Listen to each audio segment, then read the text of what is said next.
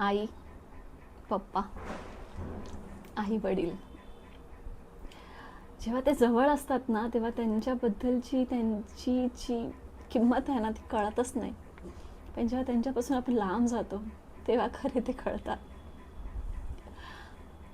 आई वडील सतत असतात आपल्यासोबत, आपल्यासाठी, कारण त्यांचं जग आपल्या भोवतीच फिरत असतं. आईला बाकी कसली चिंता नसते, आईला आपल्या मुलांचीच चिंता असते सतत. वडिलांना सतत विचार असतो आपल्या मुलांचा, आपल्या मुलीचा. माझे आई वडील काही वेगळे नाही आहेत, पण ते ते असामान्य आहेत. कारण मी कधी एकटी पडतच नाही, कारण ते भक्कम माझ्यासोबत असतात. खूप मोठ्या आलेल्या संकटांना सामोरे जाण्यासाठी ते माझ्यासोबत असतात. त्यामुळे किती मोठी संकट आली ना, तरी अशी भीती नाही वाटत, मी डगमगून नाही जात. कारण मला माहिती आहे माझा भक्कम आधार, माझे रूट्स मला धरून ठेवत आहेत, माझ्यासोबत कायम आहेत. आईपासून लांब गेल्यानंतर तो आईचा गरम गरम वरण भात आठवतो.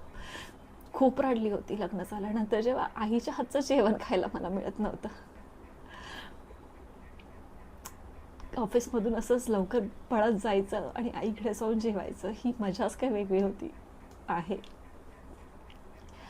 मी इतकी मोठी झाली ना, आता मला मुलगा आहे, तरी माझ्या आईला सतत माझी चिंता असते.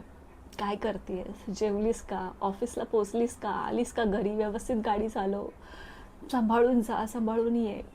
सतत माझ्यावरती तिचा असा एक वेगळाच असा प्रेमाचा वर्षाव चालू असतो. एक प्रोटेक्शन फील होतं. कोणी नसेल ना, तरी माझे वडील माझ्यासोबत भक्कम उभे असतात, तो एक आधार वाटतो. काल ना मी एक मूवी पाहिला, हक. त्या मूवीमध्ये पण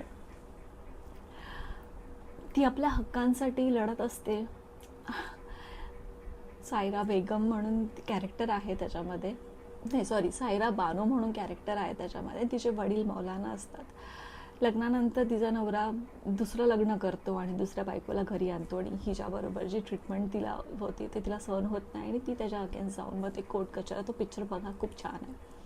हे सगळे डिसिजन्स घेत असताना ना, तिचे वडील तिच्यासोबत इतके भक्कमपणे उभे असतात ना, आणि प्रत्येक वेळी तिला सांगत असतात, तू बरोबर आहेस.